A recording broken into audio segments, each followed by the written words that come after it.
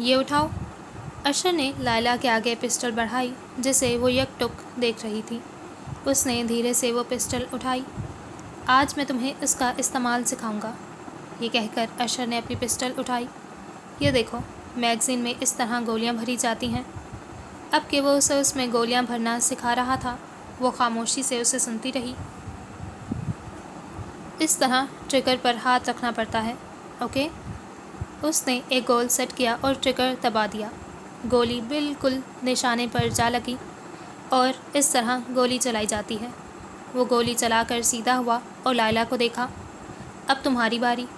लायला ने थूक निकला और इस जगह आ ठहरी जहाँ खड़े होकर अशर ने गोली चलाई थी। उसने धीरे से मैगज़ीन लोड की और फिर गोल सेट किया। खुश्क लबों पर ज़ुबान फेरी और फिर ठा की आवाज़ के साथ उसकी अपनी भी एक ज़ोरदार चीख गूंजी।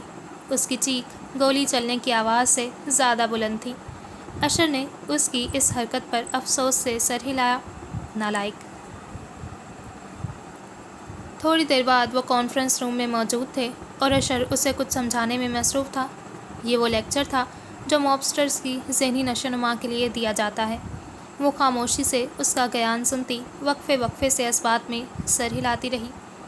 वो उसे ना सिर्फ फिज़िकली बल्कि मेंटली भी स्ट्रॉन्ग करना चाहता था।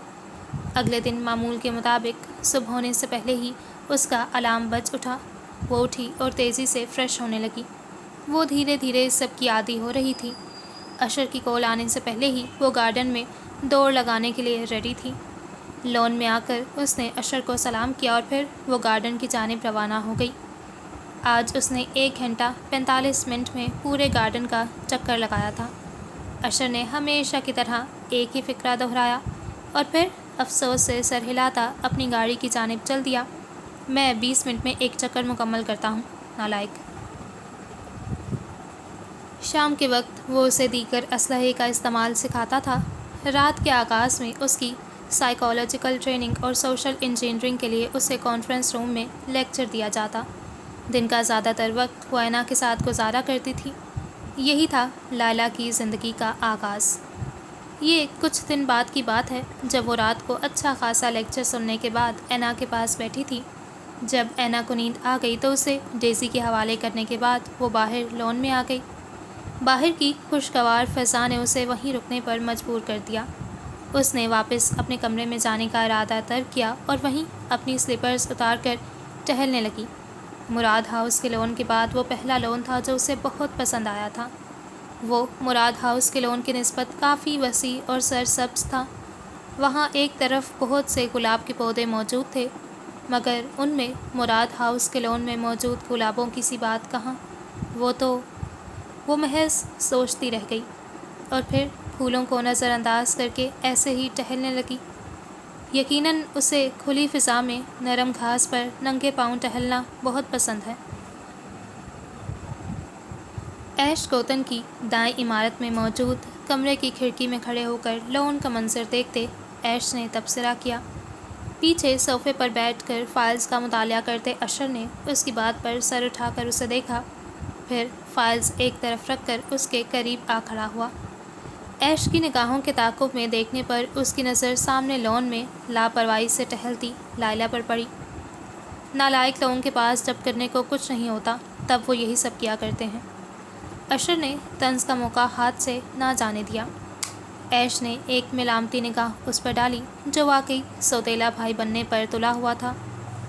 मैं अब भी कह रहा हूँ अशर सामा कि जो मामलात वालदैन के बीच तय पाए जाएं उनका उज़र बच्चों पर नहीं डाला करते। वटेवर। अशर ने गोया नाक से मक्खी उड़ाई। तुम्हें उस पर सख्ती बिल्कुल नहीं करनी चाहिए, वो ये डिज़र्व नहीं करती। मुझे इल्म नहीं था, बताने के लिए शुक्रिया। अशर ने फिर बात गोल कर दी। अशर सामा। ऐश गुस्सा हुआ। वो बहुत स्पेशल है।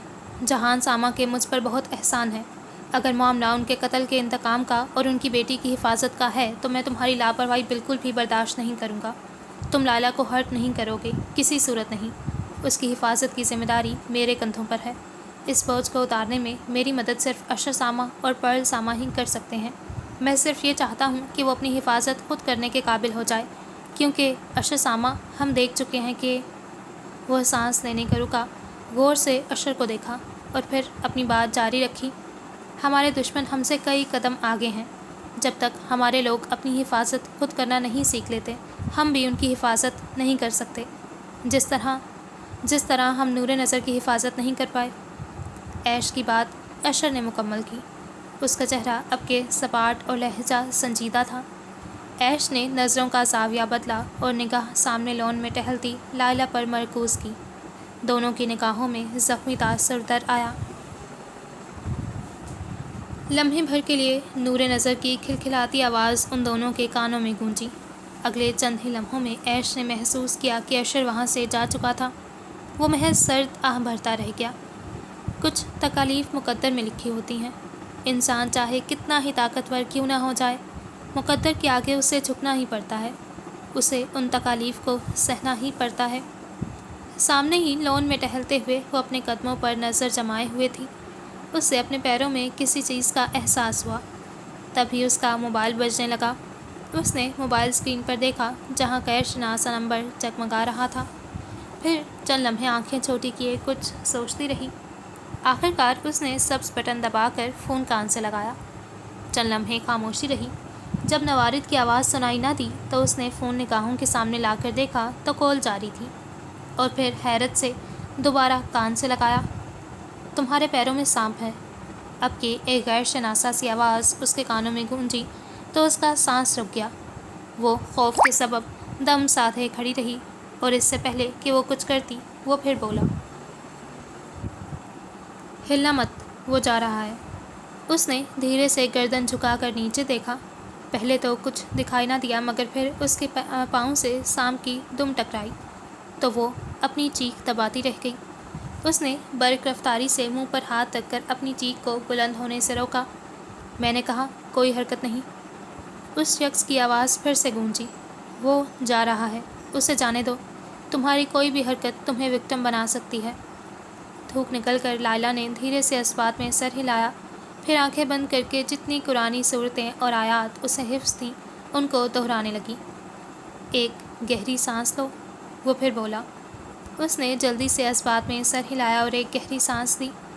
اب اس لمحے کو سوچو جسے تم بار بار جینا چاہتی ہو۔ وہ چونکی، یہ بھی بھلا وقت تھا ایسی باتوں کا؟ حیران بعد میں ہونا، پہلے جو کہا ہے وہ کرو۔ لائلہ نے خشک لبوں پر زبان پھیری اور پھر آنکھیں بند کر لیں۔ وہ مراد ہاؤس کے لون میں موجود تھی۔ فضا گلابوں کی مہک سے معطر تھی۔ تبھی خوشبو میں اچانک اضافہ ہوا۔ فضا مزید معطر ہو گئی۔ اس کا دل دھڑک اٹھا اور ہر دھڑکن اس کی موجودگی کی گواہی دینے لگی۔ ایک گلاب کا پھول اس کے ہاتھ میں تھا۔ اس شخص کو سوچو جس کی موجودگی تمہیں ہیل کرتی ہے۔ تب ہی وہ مڑی، نگاہ سامنے کھڑے شخص کی نظروں سے ٹکرائی، وہ جس کی سنہری آنکھوں میں ہمیشہ محبت کے ابھرتے سورج کا منظر دکھائی دیتا تھا۔ اس آواز کو محسوس کرو جو تمہارے تصور کو وسعت اور دل کو سکون دیتی ہے۔ اس کے کانوں میں حدید خانزادہ کی آواز گونجنے لگی، جب تم روتی ہو تو یہاں درد ہوتا ہے۔ وہ اپنی شہادت کی انگلی اپنے دل پر رکھے کہہ رہا تھا۔ اب آنکھیں کھولو۔ اس نے آنکھیں کھولی۔ نظر عیش گوتن کے لون پر پڑی۔ دل بھر آیا۔ کیا وہ شخص یہاں ہے؟ اس نے ارد گرد نظر دوڑائی، وہ کہیں بھی نہیں تھا۔ پھر اس نے دھیرے سے نفی میں سر ہلایا۔ کیا تم چاہتی ہو کہ وہ یہاں ہو، بالکل تمہارے سامنے؟ اس نے بے اختیار اسبات میں سر ہلایا، جبکہ کھڑکی میں کھڑا عیش سرد آہ بھرتا رہ گیا۔ اچانک ہی فسوں ٹوٹا۔ وہ حیران ہوئی، پھر گردن جھکا کر نیچے دیکھا، وہاں کچھ نہیں تھا۔ وہ جا چکا ہے، وہ پھر بولا۔ اب کہ وہ مزید حیران ہوئی۔ تم کون ہو، اور تم مجھے کیسے دیکھ رہے ہو؟ تصور دنیا کی سب سے قیمتی نعمت ہے، اور تصور کی دنیا بے حد حسین اور وسیع۔ وہ دنیا جہاں سب اپنے مقام کا تعین خود کرتے ہیں، جہاں سب اپنی تقدیر کے معمار خود ہوتے ہیں۔ یہاں کوئی بھی بادشاہ بن سکتا ہے، کوئی بھی فاتح بن سکتا ہے۔ یہاں جج کرنے والا کوئی نہیں ہوتا، یہاں اوقات دکھانے والا کوئی نہیں ہوتا۔ یہاں صرف آپ ہوتے ہیں اور آپ کا تصور ہوتا ہے۔ تصور کی کوئی حد نہیں ہوتی۔ ہم اپنے لا حاصل کو اپنا تصور کر سکتے ہیں۔ یہاں ہم اپنے ان خوابوں کی تعبیر تلاش کر سکتے ہیں جنہیں حقیقت کے قید نے روک رکھا ہوتا ہے۔ تصور کی دنیا میں جانا چاہیے، ان چیزوں کو تصور کرنا چاہیے جن کے ساتھ ناممکن کی مہر لگ چکی ہے۔ تصور وہ پناہ گاہ ہے جو ہمیں دکھ، درد، تکالیف، قید اور شکست وغیرہ سے محفوظ رکھتی ہے۔ مگر تصور حقیقت تو نہیں ہوتا۔ تصور حقیقت نہیں ہوتا، مگر یہ ہمارے خوابوں کو حقیقت میں بدلنے کے لیے کیٹلسٹ ثابت ہوتا ہے۔ یہ ہمارے لیے موٹیو ہوتا ہے۔ جیسے تم اس شخص کو اپنی آنکھوں کے سامنے دیکھنا چاہتی ہو، تم اسے تصور بھی کرتی ہو، اس لیے مجھے یقین ہے کہ ایک دن وہ حقیقت بن کر تمہارے سامنے ہوگا۔ تمہیں کیسے معلوم کہ میں جب بھی تمہیں دیکھتا ہوں تمہاری آنکھوں میں مجھے کسی سے محبت کی جھلک دکھائی دیتی ہے؟ اس کا سوال مکمل ہونے سے پہلے ہی اس کا جواب آیا۔ پہلے بتاؤ تم کون ہو؟ تمہارا باس۔ لالا کی آنکھیں پھیل گئیں۔ ایرسامہ بے یقینی سی تھی۔ ہاں۔ چند لمحے گہرا سکوت چھایا رہا۔ تم اسے واقعی دیکھنا چاہتی ہو؟ وہ خاموش رہی جبکہ اس کی آنکھیں اور اس کا چہرہ اس کا جواب دے رہے تھے۔ تم ہادی سے محبت ترک کر دو، وہ محبت کے لائق نہیں ہے۔ اس نے ایک جھٹکے سے سر اٹھایا۔ تم اسے کیسے جانتے ہو؟ ایش گوتن میں جب بھی کوئی شخص داخل ہوتا ہے، اس کی پیدائش سے لے کر اس کی اس وقت تک کی تمام انفارمیشن مجھے مل جاتی ہے، اور تمہاری انفارمیشن کے مطابق تمہاری طبیعت میں بدلاؤ اس ایکسیڈنٹ کے بعد نہیں بلکہ حدید کے جانے کے بعد آیا تھا۔ ایم آئی رائٹ؟ وہ چند ثانیے خاموش رہی، پھر کچھ کہنے کے لیے لب کھولے ہی تھے کہ وہ بولا، جانتی ہو وہ کون ہے؟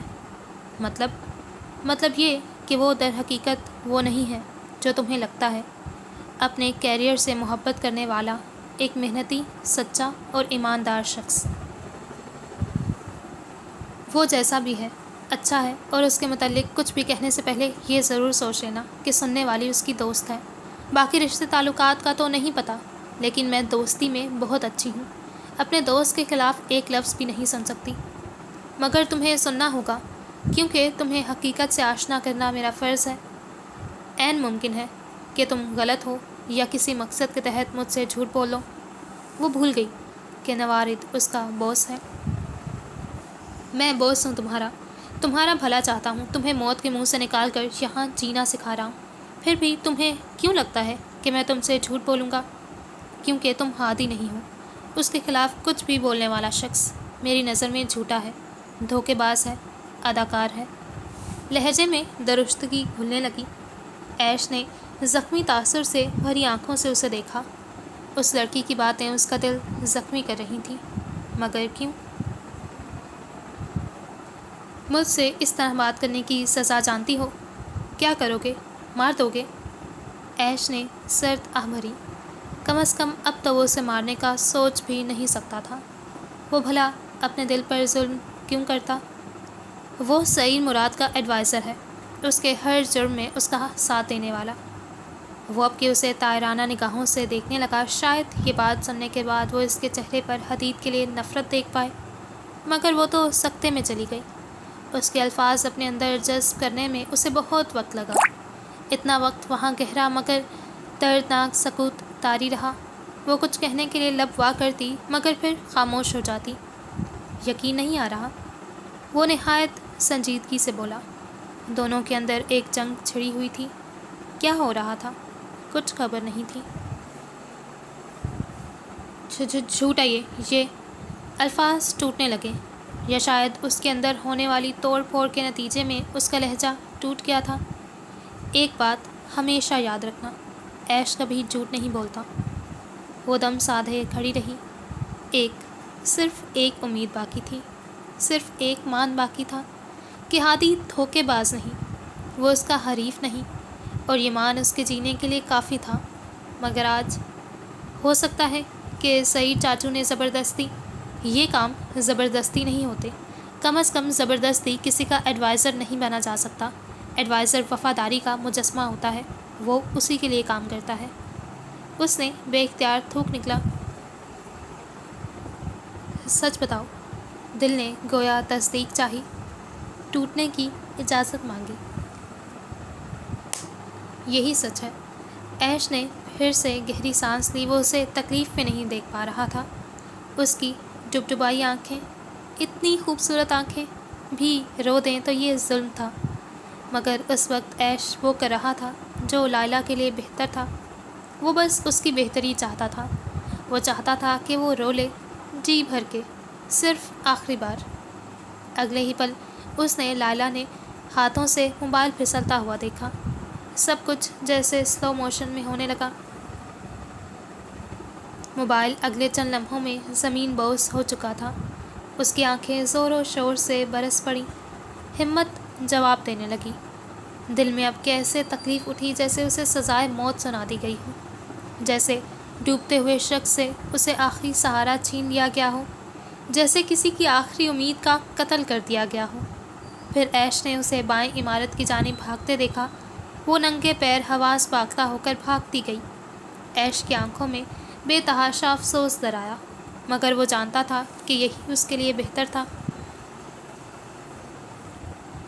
जैसे ही वो इमारत में दाखिल हुई, डेज़ी, जो कांच का ग्लास टूटने पर खुद पर अफसोस करती झाड़ू लेने जा रही थी, उसे देखकर रुकी।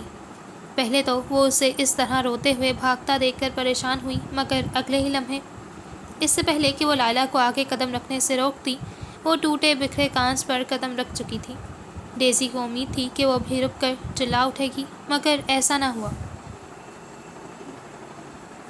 वो रुक तो गई, मगर उसकी एक सिसकी तक ना गूंजी। ऐसे जैसे अचानक ही उसे ज़ख़म सहने की आदत हो गई हो, ऐसे जैसे उसे अपने ज़ख़म का एहसास ही ना हुआ हो, क्योंकि दिल पर लगा ज़ख़म इस ज़ख़म से ज़्यादा गहरा था। हादी भी उसका नहीं था, वो भी उसका हरीफ था। हादी भी, वफ़ा का हादी। लायला सामा, डेज़ी चिल्लाती हुई उस तक आ पहुंची, जो खामोश निगाहों से नीचे ज़मीन पर बहते अपने खून को देख रही थी। कांच का काफ़ी बड़ा टुकड़ा चुभा था, ज़ख़म काफ़ी गहरा था। डेज़ी ने जल्दी से घुटनों के बल बैठकर उसके पाँव को कांच से आज़ाद किया। खून तेज़ी से बह रहा था। लायला सामा, आप यहाँ बैठे, मैं। डेज़ी कुछ कह रही थी, मगर वो खामोशी से बैठी सुन दिमाग लिए अपने ज़ख़म को देखती रही। ज़िंदगी की सबसे बड़ी ठोकर उसे आज लगी थी, जिसने उस दिन इसी लम्हे उसके अंदर मौजूद वफ़ा का बेरहमी से कत्ल कर डाला। उसी दिन वफ़ा मर गई। सबसे दर्दनाक मौत दिल की मौत होती है, और उस दिन वफ़ा का दिल मर गया। वो खामोशी से अपने बेड ग्राउंड से टेक लगाए बैठी थी। आंखें बंद थीं। कमरे में मध्यम सी रोशनी फैली हुई थी। इस मध्यम सी रोशनी में उसका चेहरा वाज़े नहीं था, मगर अगले लम्हे अलार्म के चीखने पर उसने आंखें खोलकर सर सीधा किया। चेहरा वाज़े हुआ। आंखें सूजी हुई थीं। नींद की कमी के बायस उनमें सुर्खी फैली थी। कितना मुश्किल वक्त था वो उसके लिए। पहले उन लोगों ने कत्ल करना चाहा जिन्हें वो दिल से अपना समझती थी। फिर अचानक ही सब कुछ खो दिया। घर, अपने रिश्ते, हंसी, खुशियाँ, गर्ज, सब कुछ, सिवाय एक शख्स के, जिसकी वफ़ा उसके जीने के लिए काफ़ी थी। मगर वो भी बेवफा निकला, जिसे उसने दुनिया में सबसे ज़्यादा चाहा। उसके वक्त में स्याही सी फैल गई, गमों की स्याही। उसके साथ ही ऐसा क्यों हुआ? थोड़ी ही देर बाद उसका मोबाइल थरथराने लगा। अशर की कॉल थी। वो चंद लम्हे खाली खाली निगाहों से मोबाइल स्क्रीन को देखती रही, और फिर मोबाइल ऑफ़ करके एक तरफ रख दिया। थोड़ी देर बाद ड्राइंग रूम का मंजर मामूल के बरक्स था। वो खामोशी से टांग पे टांग चढ़ाए डेज़ी को सुन रहा था, जो उसे रात लायला को मिलने वाले ज़ख़म का बता रही थी। अंधी हो गई थी वो, दिखाई नहीं दिया उसे कि सामने कांच बिखरा पड़ा है। डेज़ी खामोश हुई तो वो दर्शी से चिल्लाया। डेज़ी सहम कर 2 कदम पीछे हुई और सर कदरे झुका लिया। अभी ट्रेनिंग स्टार्ट हुई थी। उसने 2 उंगलियों से अपनी कनपट्टी मसली। क्या बनेगा इस नालायक का? अशर सामा? डेज़ी चंद लम्हे खामोश रहने के बाद बोली। अशर ने सर उठाकर उसे सवालिया नज़रों से देखा। लायला सामा को कुछ हुआ है। क्या हुआ था? अशर के माथे पर बल नमूदार हुए। मालूम नहीं अशर सामा, लेकिन जैसे ही मुझसे कांच टूटा और मैं उसे साफ़ करने के लिए कुछ लेने जा रही थी, तब मैंने लायला सामा को रोते हुए भागता देखा। रोना उसका मशगला है। अशर ने तासुब से सर झटका। डेज़ी मज़ीद कुछ नहीं बोल पाई। अशर की उंगलियां मोबाइल पर काम करने लगीं। चंद ही लम्हों में अशर ने किसी का नंबर डायल करके मोबाइल कान से लगाया। इस वक्त कहाँ हो? अशर ने राब्ता मिलते ही सवाल किया। दूसरी तरफ चंद लम्हे खामोशी रही। फिर निहायत आहिस्ता आवाज़ में जवाब मिला, ऐश कोतन। मुझे लगा तुम जा चुके हो। अशर को कुछ खटका। तुम ठीक हो? ऐश को भला कुछ हो सकता है? अब की आवाज़ ठीक से आने लगी, वैसी जैसे ऐश की हुआ करती थी, निहायत संजीदा और सर्द। मैं हमेशा ठीक होता हूँ। बात मुकम्मल करके वो खामोश हुआ। मुझे कहा था कि लायला सामा को हर्ट नहीं करना, जबकि तुम खुद ये काम निहायत सलीके से सर अंजाम दे रहे हो। आवाज़ में तंज उभरा। मैंने उसे महज हकीकत से आशना किया है। हकीकत का ज़ख्म झूठी उम्मीद के ज़ख्मों से बेहतर होते हैं। ऐश सामा, तुम मेरी समझ से बाहर हो। कभी उसकी परवाह में सारी दुनिया तहस नहस करने को तैयार हो जाते हो, तो कभी खुद ही उसे हर्ट कर देते हो। मेरे हर काम के पीछे कोई ना कोई वजह ज़रूर होती है। वो इस वक्त ज़ख्मी है। कोई भी सहारा मिल गया तो वो अपनी कोशिश तर्क कर देगी। उसे खुद को हील करना है। किसी भी आश्रय के बगैर उसे खुद ही अपने पैरों पर खड़ा होना है। वो ये नहीं कर सकती, उससे नहीं होगा। अभी भी वक्त है, सोच लो। सगे भाई नहीं बन सकते तो कम से कम सौतेले भाई भी मत बनो। ऐश ने इतना कहकर फ़ोन खटाक से बंद किया। अशर महज सर्द आह भरता रह गया।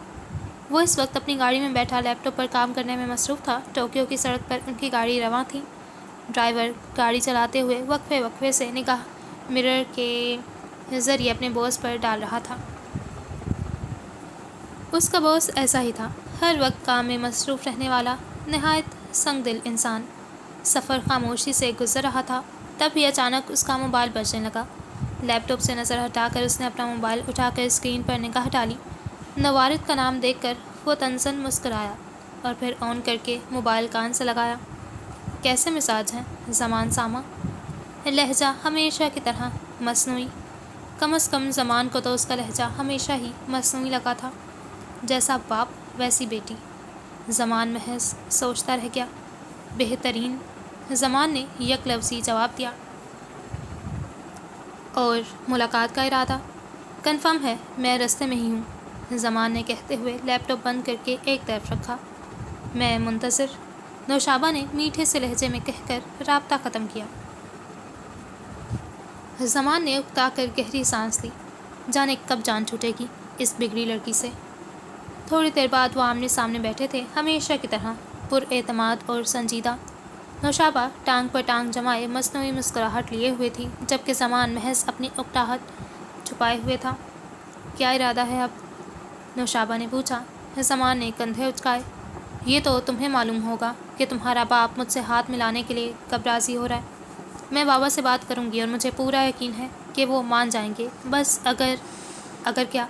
अगर उनका चहीता एडवाइज़र हदीद खानज़ादा मान जाए तो।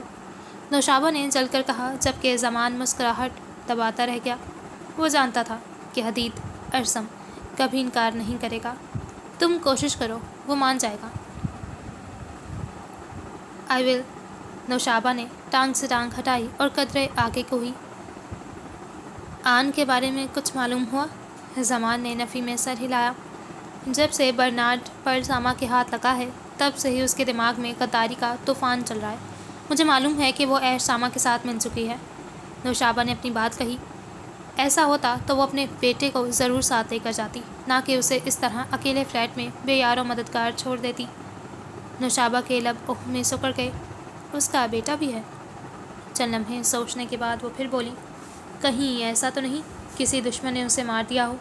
मुमकिन है। ज़मान ने सिगरेट लबों में अटका कर लाइटर की मदद से सुलगाते हुए कहा। मतलब उसका किस्सा भी ख़त्म। नौशाबा ने आसाब ढीले छोड़ते हुए सोफ़े की पुश से टेक लगाई। मैंने सुना है तुम्हारी फैमिली में किसी की डेथ हुई है। ज़मान के सवाल पर नौशाबा ने हाथ हवा में झिलाए, गोया वो इस बात में दिलचस्पी नहीं रखती। ज़मान ने गहरी निगाह उस पर डाली। मतलब तुमने ही उसे मारा है? वो एकदम चौंकी और सर उठाकर उसे देखा। तुमने कैसे अंदाज़ा लगाया? तुम ज़मान सामा को समझती क्या हो? वो तंज़न हंस दिया। वेल, वो मुझे पसंद नहीं थी। उसके अलावा भी मुझे बहुत वजूहात थीं, اس لیے اچھا ہوا کہ مر گئی، مطلب لڑکی تھی۔ ہاں، جانتے ہو کون؟ اسے جیسے کچھ یاد آیا۔ کیا میں اسے جانتا ہوں؟ اسے اس قدر پرجوش دیکھ کر وہ حیران ہوا۔ آف کورس امان ساما، کیونکہ وہ جہان ساما کی بیٹی تھی۔ اور کیسے ممکن ہے کہ تم جہان ساما کو نہ جانتے ہو؟ اوہ، تو مطلب تم نے اپنی ہی کزن کا قتل کیا ہے؟ نوشابہ نے ڈھیٹ پن کی حد کرتے ہوئے مسکرا کر اس بات میں سر ہلایا۔ وہ ملاقات ختم ہوئی تو زمان کی اگلی ملاقات کا وقت ہو گیا۔ اس وقت وہ ایک نہایت خوبصورت اپارٹمنٹ میں موجود تھا۔ سامنے بیٹھا ارسم اسے غور سے سن رہا تھا اور وقفے وقفے سے اس بات میں سر ہلا رہا تھا۔ اور تم اچھے سے جانتے ہو کہ سعید ساما سے ہاتھ ملا کر ہم نے کیا کرنا ہے؟ ارسم نے اس بات میں سر ہلایا۔ پاکستان کیوں گئے تھے؟ زمان نے اس سے وجہ پوچھی۔ کس لیے جانا تھا لازمی؟ اس نے نظریں دور میز پر رکھے واز میں موجود سرخ گلابوں پر ٹکائیں۔ کسی بہت ہی خاص شخص کے لیے، نوشابہ کی کزن کے لیے جس کی ڈیتھ ہو چکی ہے۔ زمان کی اس بات پر اس نے ایک جھٹکے سے سر اٹھا کر اسے دیکھا اور پھر تھوک نکل کر اس بات میں سر ہلایا۔ چہرے پر کرب جاگا جس سے زمان جلد ہی تھام گیا۔ کافی اپسٹ لگ رہے ہو، سب خیریت؟ زمان نے آنکھیں چھوٹی کیے اسے مشکوک انداز میں دیکھتے ہوئے استفسار کیا۔ بس تھوڑی تھکاوٹ ہے۔ آئی وش یہ تھکاوٹ ہی ہو۔ ارسم نے مسکرا کر سر کو خم دیا اور چند لمحوں بعد پوچھا، ہانا کو معاف کر دیا؟ زمان نے ایک جھٹکے سے سر اٹھا کر اسے دیکھا۔ اس نے میرا سکون برباد کر دیا۔ اس کے لہجے میں اچانک ہی درشتی کھل گئی۔ کیا وہ معافی کے لائق ہے؟ اگر تم نے اسے معاف نہیں کیا تو پھر تم اس قدر پرسکون کیسے ہو سکتے ہو؟ اس نے بغیر کسی خوف کے سوال کر ہی ڈالا۔ کبھی کبھار کچھ انجان لوگ ہماری زندگی میں مسیحا بن کر آتے ہیں اور ہمارے تمام غم دور کر دیتے ہیں۔ ارسم نے آنکھیں قدرے چھوٹی کر کے اسے دیکھا۔ لائف میں کوئی اور آ چکی ہے؟ زمان دھیرے سے مسکرا دیا۔ معلوم نہیں، مگر اس سے بات کر کے مجھے ایسا لگا جیسے میرے تمام غم مرنے والے ہیں، میرے سارے زخم بھرنے لگے ہیں۔ جب میں نے اسے غور سے دیکھا، اسے غور سے سنا، تو مجھے ایسا لگا میری زندگی میں بہار لوٹ کر آنے لگی، مجھے ہانا بھولنے لگی ہے۔ مطلب تمہیں دوسری محبت ہو گئی ہے؟ آخری، اس نے ارسم کی تصحیح کی۔ ارسم لاجواب ہو گیا۔ اوکے، پھر میں چلتا ہوں، مجھے سعید ساما کے پہنچنے سے پہلے ہی لاس اینجلس پہنچنا ہے۔ بیسٹ آف لک۔ زمان نے سر اٹھا کر اسے گلے سے لگایا اور الوداع کہا۔ ارسم کے جانے کے بعد زمان چند لمحے یوں ہی خاموشی سے بیٹھا رہا، پھر اپنے ملازم کو آواز لگائی اور کچھ لانے کو کہا۔ تھوڑی دیر بعد وہ ملازم ہاتھ میں ایک چاکلیٹ لیے وہاں حاضر ہوا۔ زمان نے مسکرا کر وہ لے لی تو ملازم چند لمحے یک ٹک بے یقینی سے اسے دیکھتا رہا اور پھر حیرت سے آنکھیں پھیلائے وہاں سے چلا گیا۔ اس کا باس اور چاکلیٹ؟ انبلیویبل، ہم ایس ایف ہیں۔ وہ چند لمحے لبوں پر مسکان لیے اس چاکلیٹ کو الٹ پلٹ کر دیکھتا رہا۔ کانوں میں اس ساحرہ کی خوبصورت سی آواز گونجنے لگی جس سے اس کی پاکستان میں ملاقات ہوئی تھی۔ اب تو لے لیں، زہر نہیں ملایا میں نے اس میں۔ آخر کار اسے کھانے کا ارادہ کر ہی لیا۔ دراصل خود پریشان ہوں، تو آپ کی پریشانی دیکھی نہیں جا رہی مجھ سے۔ زمان کی مسکراہٹ گہری ہوئی، آنکھوں میں کچھ چمکا، کچھ بہت خوبصورت سا۔ شاید محبت، ہاں شاید محبت۔ چاکلیٹ کھانے سے انسان کا مائنڈ فریش ہو جاتا ہے اور سٹریس کافی حد تک کم ہو جاتا ہے۔ اس نے چاکلیٹ کا ایک ٹکڑا منہ میں ڈالا۔ وہ چونکہ کافی دیر سے فریج میں رکھی تھی تو وہ ٹھنڈی تھی۔ اس نے آج دوسری بار چاکلیٹ کھائی تھی، ایک اسی ملاقات کے بعد اور ایک آج۔ وہ چاہ کر بھی چاکلیٹ کو ناپسند نہیں کر پایا، وہ اسے اچھی لگی تھی، وہ چاکلیٹ بھی اور شاید چاکلیٹ دینے والی بھی۔ زمان ساما نے محض ایک لڑکی کے لیے اپنی پسند ناپسند بدل دی تھی۔ یہ بات کسی معجزے سے کم نہیں تھی۔ محبت بھی نہ جانے انسان سے کیا کیا کرواتی ہے۔ یہ ان دنوں کی بات ہے جب پرل ایش گوتن میں لوٹ کر آئی تھی۔ اشر سے ہونے والی ملاقات میں ہی اس کا موڈ غارت ہو گیا۔ لائلہ کی حرکتیں اس نے مرچ مسالہ لگا کر بیان کی تھی، یہ صرف اس کے لیے تھے کہ شاید غصے میں پرل اس کو ٹرین کرنے کی ذمہ داری لے لے اور اشر کی جان چھوٹ جائے۔ کوئی اس قدر نان سیریس کیسے ہو سکتا ہے؟ पर्ल चिल्लाती हुई उसके कमरे में जा पहुंची। वो बेड पर खामोशी से अकड़ूं बैठी थी। जब पर्ल के इस तरह अचानक आने और इस तरह चिल्लाने पर वो चौंक कर सीधी हुई। फिर अगले ही लम्हे उसके आसाब ढीले पड़ गए। अगर तुम्हारे साथ प्रॉब्लम क्या है? क्यों तुमने हर चीज़ को मजाक समझ रखा है? लायला कोई भी जवाब देने के बजाय खामोश रही। पर्ल ने जब्त करते हुए गहरी सांस ली और फिर खुद को गुस्से में कुछ करने से बाज रखते हुए कहा, अब से तुमसे किसी तरह की नरमी नहीं बरती जाएगी। तुम हो ही सख्ती के काबिल। जानती हूँ, लायला कतरे आहिस्ता आवाज़ में बोली। जस्ट कांट बिलीव तुम अभी तक अपनों का रोक लिए बैठी हो। मुझे वक्त लगेगा पर्ल सामा, मेरे लिए ये बिल्कुल भी आसान नहीं है। तुमने इस बात को सर पर सवार कर रखा है। लोगों का काम ही है हमें गिराना। हमें हर हाल में उठना चाहिए, अपने लिए, अपनी सेल्फ रिस्पेक्ट के लिए, उन्हें दिखाने के लिए कि उनके गिराने से हम नहीं गिरे बल्कि वो गिर गए हैं हमारी नज़रों से। और उठने में इतना वक्त नहीं लगता जितना तुम लगा रही हो। अगर गिराने वाले अपने हों तो तकलीफ़ ज़्यादा होती है और उठने में बहुत वक्त लगता है। पर्ल चंद लम्हे कुछ नहीं बोल पाई। उसे वाकई लायला की आंखों में कर्व दिखाई दिया। कल से तुम सिर्फ अशर सामा की ही नहीं बल्कि मेरी भी जिम्मेदारी हो, तैयार रहना। पर्ल इतना कहती वहाँ से चली गई। अगले दिन वो अलार्म के चीखने से पहले ही जाग चुकी थी। फ्रेश होकर वो अशर की कॉल आने से पहले ही ऐश गोतन के लॉन में आ गई, जहाँ मौजूद अशर अभी से कॉल मिलाने ही वाला था। वो उसे यूं अचानक देखकर पहले तो वाकई चौंका, फिर खुनकार कर उसे चलने को कहा। आज उसकी उम्मीद के बरक्स पूरे गार्डन का चक्कर 1 घंटा 5 मिनट में लगाया। अशर उसकी इम्प्रूवमेंट पर खुश हुआ, मगर मजाल है जो जाहिर कर देता। आज वाकई लग रहा है कि तुम खुद को बदलना चाहती हो। वापसी पर अशर ने आखिरकार कह ही डाला, मुझे किसी ने कहा है कि लोगों का काम ही हमें गिराना होता है। हमें हर हाल में उठना चाहिए, अपने लिए, अपनी सेल्फ रिस्पेक्ट के लिए, उन्हें दिखाने के लिए कि उनके गिराने से हम नहीं गिरे बल्कि वो गिर गए हैं हमारी नज़रों से।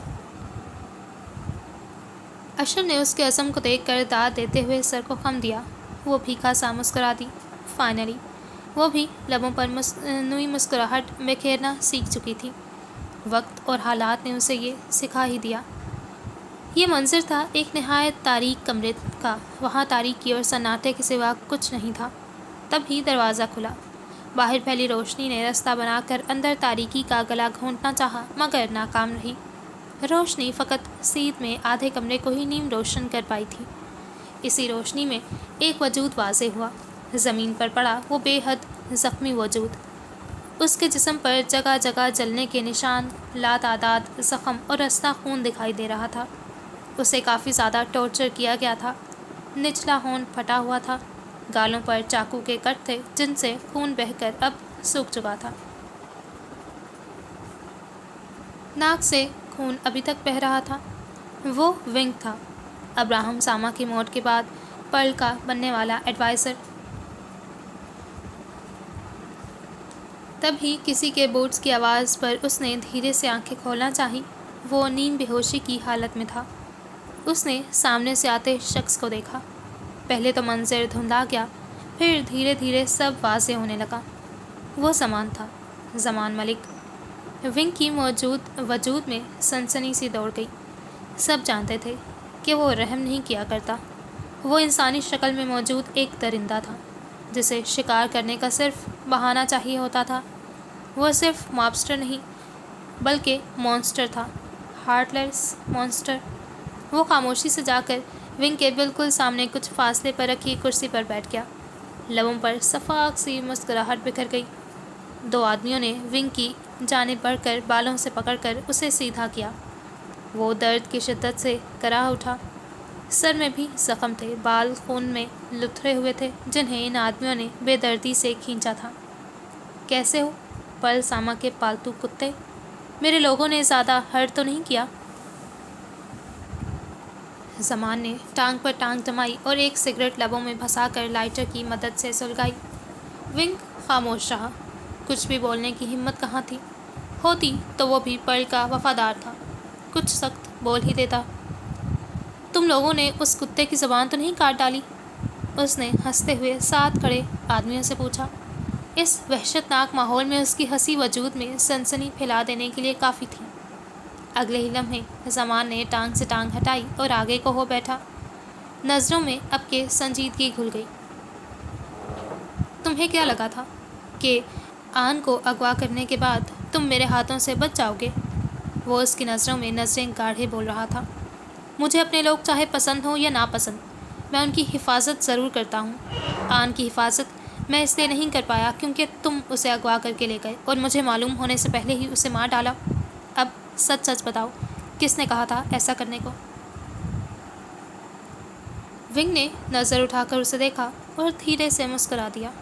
اس کی مسکراہٹ دیکھ کر زمان کا خون کھولنے لگا۔ آخری بار پوچھ رہا ہوں، آن کو مارنے کا حکم کس نے دیا تھا، پرل ساما نے یا ایش ساما نے؟ کیونکہ میں نہایت خطرناک طریقے سے بتا لوں گا، آن کی موت کا نہیں بلکہ میرے لوگوں پر وار کرنے کا۔ زمان ساما؟ ونگ کی مسکراہٹ گہری ہوئی۔ وہ خود یہی چاہتی تھی۔ وہ رکا، گہری سانس لی اور پھر سے بولنے کے لیے ہمت جمع کی۔ اس کا کہنا تھا کہ ہم اس کے شوہر کو چھوڑ دیں، بدلے میں چاہے اس کی جان لے لیں۔ میرا نہیں خیال کہ تم لوگوں نے اس کی جان لے کر برنارڈ کو چھوڑ دیا ہوگا۔ یہ تو پھر اسی کی بے وقوفی کا نتیجہ ہے، اسے خود ہی سمجھنا چاہیے تھا۔ نہیں بچو گے تم میرے ہاتھوں۔ زمان اگلے ہی لمحے اٹھا اور اپنی پسٹل میں موجود تمام گولیاں نہایت بے رحمی سے اس کے وجود میں اتار دیں۔ آدمیوں نے اسے چھوڑ دیا تو اس کا بے جان وجود زمین پر ڈہ گیا۔ پالتو کتا، اسے دیکھ کر حقارت سے کہتا وہ باہر چلا گیا۔ وہ آدمی بھی اس کے پیچھے چل دیے۔ اس تاریک کمرے میں بس وہی بے جان وجود باقی رہ گیا جس کے وجود سے خون ابل ابل کر ارد گرد زمین پر بہہ رہا تھا۔ لاس اینجلس میں موجود اس عمارت میں سعید اس وقت اپنے آفس میں بیٹھا تھا۔ اس کے بالکل سامنے حدید بیٹھا تھا، ہمیشہ کی طرح وجیح اور جاذب نظر شخصیت لیے، مگر اب وہ ضرورت سے زیادہ سنجیدہ رہنے لگا تھا۔ نوشابہ نے کل مجھ سے بات کی تھی۔ میں نے اسے زمان ساما سے دور رہنے کو کہا تھا لیکن وہ باز نہیں آئی۔ اب اس کا کہنا ہے کہ زمان ساما ہم سے ہاتھ ملانا چاہتا ہے۔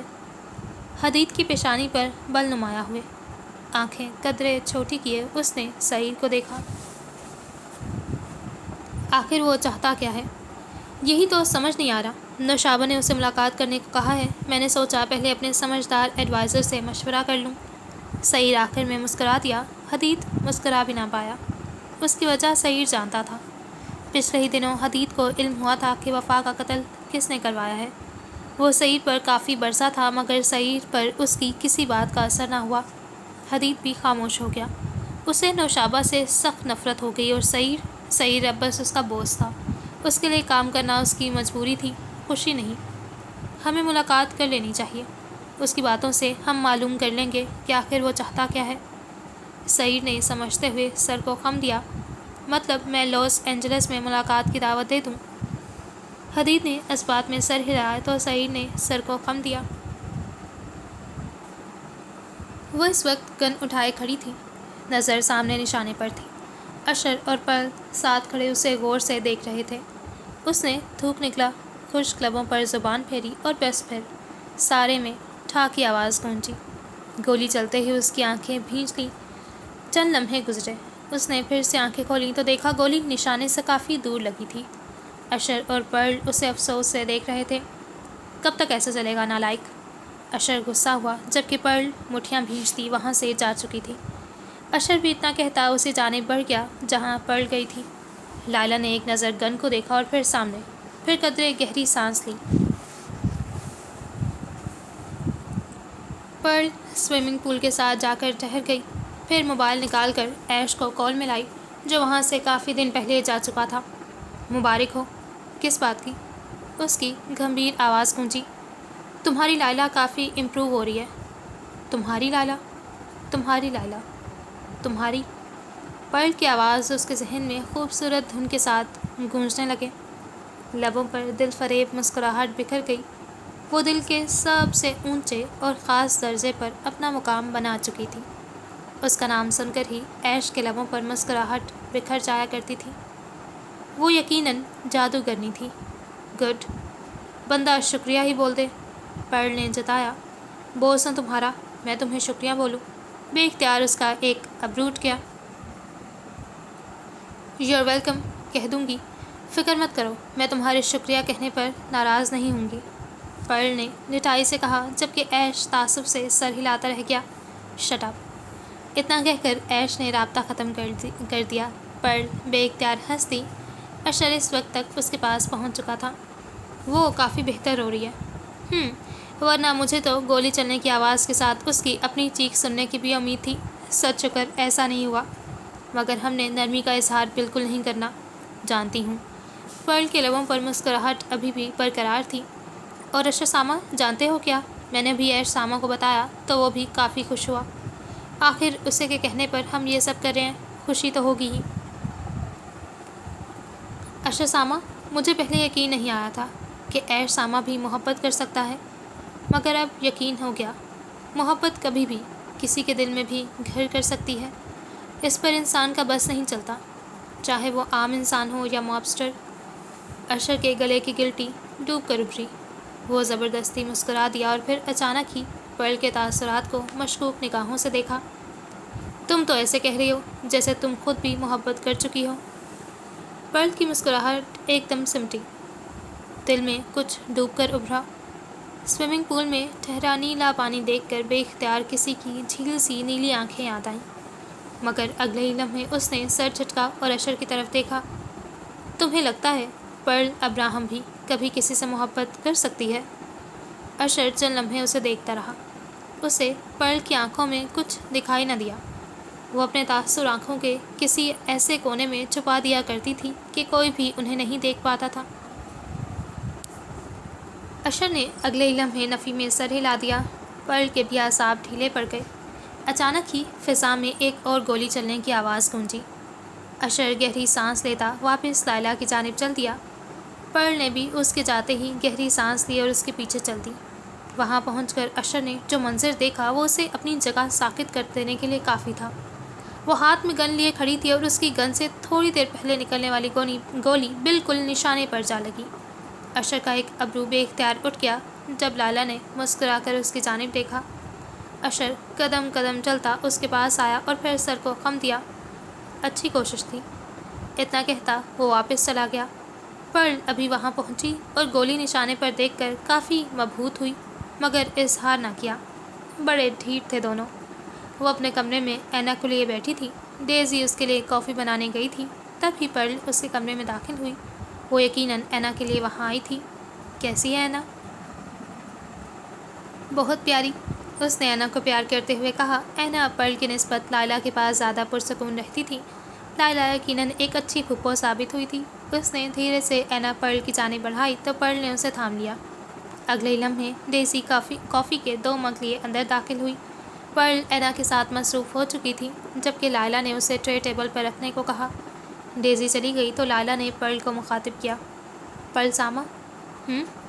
پرل اس کی جانب متوجہ ہوئی۔ کافی؟ اس نے کافی کی جانب اشارہ کرتے ہوئے اس کی دعوت دی۔ پرل کے تاثرات اگلے لمحے مزید سنجیدہ ہوئے۔ پرل ابراہم ہر کسی کے ساتھ کافی نہیں پیا کرتی۔ پہلے تمہیں خود کو اس قابل بنانا ہوگا کہ میں اپنا وقت تمہارے ساتھ بیٹھ کر کافی پینے میں ضائع کر دوں تو مجھے کسی قسم کا افسوس نہ ہو۔ سخت لہجے میں اتنا کہتی وہ اینا کو لیے باہر چلی گئی۔ لائلہ خاموشی سے اسے جاتا دیکھتی رہی۔ رات کو وہ کانفرنس روم میں بیٹھی ان دونوں کا گیان سن رہی تھی۔ اب کہ وہ ایک ایک لفظ غور سے سنا کرتی تھی۔ لیکچر ختم ہوا تو پرل وہاں سے چلی گئی، جبکہ اشر نے اسے اپنی جانب متوجہ کر کے آخری بات کہی۔ اب سے تمہیں کام ٹھیک سے نہ کرنے پر سزا ملے گی۔ Got it? لائلہ نے خاموشی سے اسبات میں سر ہلایا تو وہ بھی وہاں سے چلا گیا۔ چند لمحے وہ یوں ہی وہاں بیٹھی رہی اور پھر اس نے تھک کر بازو میز پر رکھ کر سر ان پر ٹکا دیا۔ اسے دن بدن سب سے نفرت ہوتی جا رہی تھی۔ اسے جب جب تکلیف ہوتی تب اسے مراد ہاؤس کے لوگوں سے نفرت ہوتی۔ اور ہادی؟ اس نے سرد آہ بھری۔ وہ اس بارے میں اب تک کچھ نہیں سوچ پائی، مگر عین ممکن تھا کہ کچھ ہی وقت میں اسے ہادی سے بھی نفرت ہو جاتی۔ نفرت بھی بھلا آسان ہوتی ہے، اور وہ بھی ایسے شخص سے جس سے محبت ختم ہی نہ ہو رہی ہو۔ اب ٹریننگ کے وقت کے علاوہ بھی وہ پریکٹس کیا کرتی تھی۔ اس سب میں سیاد اور ساتوشی اس کی مدد کیا کرتے تھے۔ سیاد اور ساتوشی کی کافی گہری دوستی تھی۔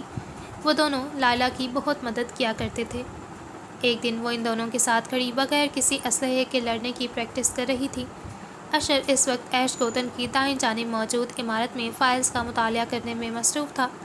تبھی کسی نے غصے سے اس کے کمرے کا دروازہ کھولا۔ اس نے نظر فائل سے ہٹا کر نوارد کی طرف دیکھا۔ وہ گہری سانس لیتی کافی حد تک غصے کی حالت میں تھی، آنکھیں سرخ پڑ چکی تھیں۔ پر سامہ، واٹ ہیپنڈ؟ زمان ملک میری برداشت کا ناجائز فائدہ اٹھا رہا ہے۔ یہ تو طے تھا کہ وہ میرے ہاتھوں مرے گا، مگر اب میں قسم سے اسے تڑپا تڑپا کر ماروں گی۔ وہ تیش میں بولتی چلی گئی۔ مگر ہوا کیا ہے، کچھ بتاؤ تو۔ اس نے میرے ایڈوائزر کو مار ڈالا اشر سامہ، اس نے ونگ کو مار ڈالا۔ جانتے ہو کہ وہ ڈیڈ کا پسندیدہ آدمی تھا۔ اشر کے ماتھے پر بل نمایاں ہوئے، آنکھوں میں تذبذب جاگا۔ وجہ؟ اس درندے کو میرے لوگوں کو مارنے کا صرف بہانہ چاہیے ہوتا ہے، نہیں بچے گا وہ میرے ہاتھوں۔ پرل کمر پر ہاتھ رکھے گہرے سانس لے کر خود کو نارمل رکھنے کی کوشش کرنے لگی۔ بہانہ کیا بنا؟ آن کی موت۔ پرل اپنے ہی جواب پر اچانک چونکی اور اشر کو دیکھا۔ تم نے مجھے آن کو مارنے سے روکا تھا تاکہ تم آن کو پاکستان لے جا کر مار سکو۔ ہاں، اشر نے اس بات میں سر ہلایا۔ ایسا کیوں؟ اگر اسے مارنا ہی تھا تو جاپان میں کیوں نہیں؟ مرنا تو اسے ویسے ہی تھا، تو کیوں نہ کسی کو بچا کر ہی صحیح۔ پرل کے اعصاب ڈھیلے پڑ گئے۔ مطلب وفا کی جگہ جو ڈیڈ باڈی تم نے رکھی تھی وہ آن کی تھی؟ اشر نے اس بات میں سر ہلایا۔ اچھی گیم کھیل لیتے ہو، پرل نے اسے سراہا۔ عموماً تو میں اپنی تعریف کرنے والے کو نہیں ٹوکا کرتا، مگر آج سچ بولنے کو جی چاہ رہا ہے۔ پرل نے اسے سوالیہ نظروں سے دیکھا۔ یہ گیم میں نے نہیں، ایش سامہ نے کھیلی تھی۔ پلان اس کا تھا، بس عمل میں نے کیا۔ امیزنگ۔ پرل مبہوت ہوئی، یعنی اپنی محبت کو بچانے کے لیے کچھ بھی۔ اف! اشر کے خشک لبوں پر زبان پھیری۔ اس کے جھوٹ کو پرل نے حد سے زیادہ سیریس لے رکھا تھا۔